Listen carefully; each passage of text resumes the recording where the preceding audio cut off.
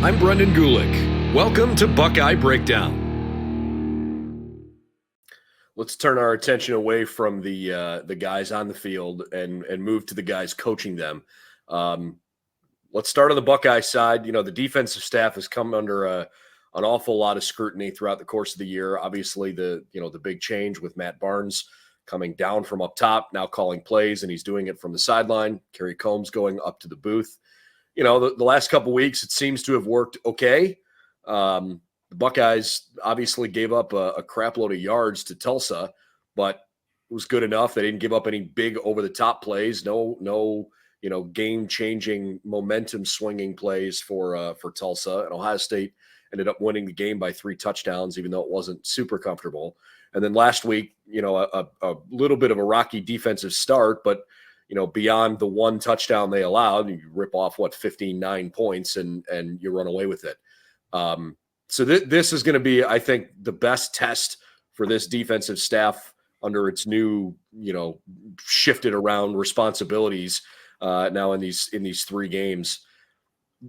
From your perspective and watching the Buckeye defense the last couple of weeks, can you give me some kind of an evaluation of what you think Matt Barnes has done with his opportunity? Because we had a chance to talk to him this week for the first time.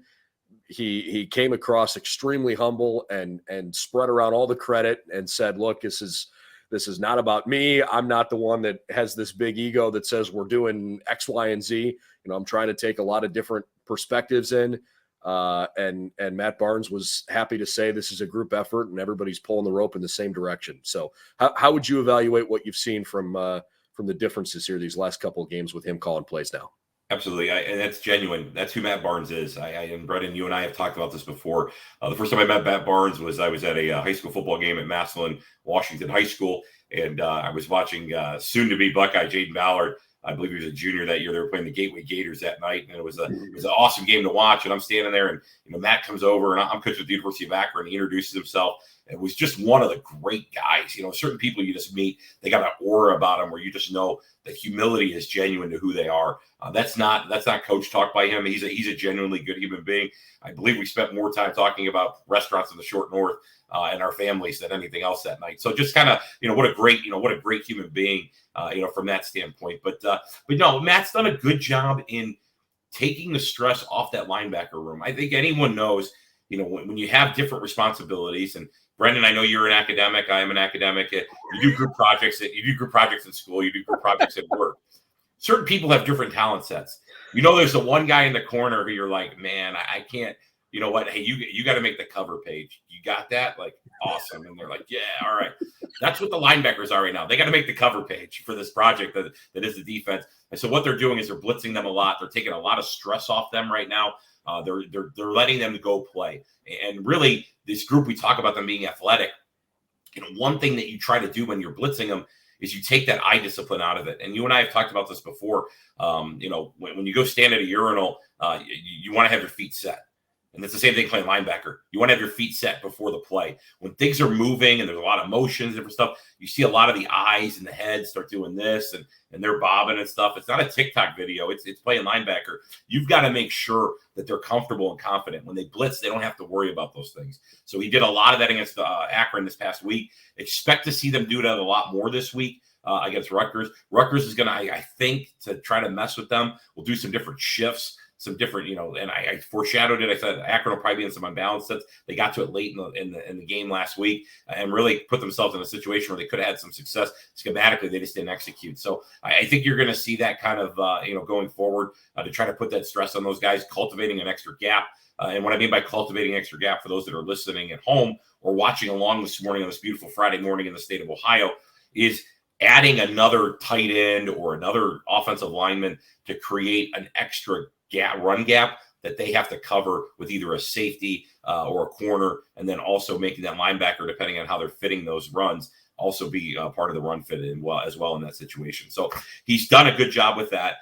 He's allowed the defense. Now the defense, and I alluded to this last week in my article, they're starting to play a little bit of one high and two high, and what that means is either the safeties in the middle of the field or off the field, and he's allowed to play off the hash a little bit more. And what it is, those hashes are those lines where they line up the football. And as an offense, when you get to the line of scrimmage, the first thing you're looking at are the safeties. We call them the cliff notes of the defense. They're going to tell you a lot of times what kind of coverage they're in.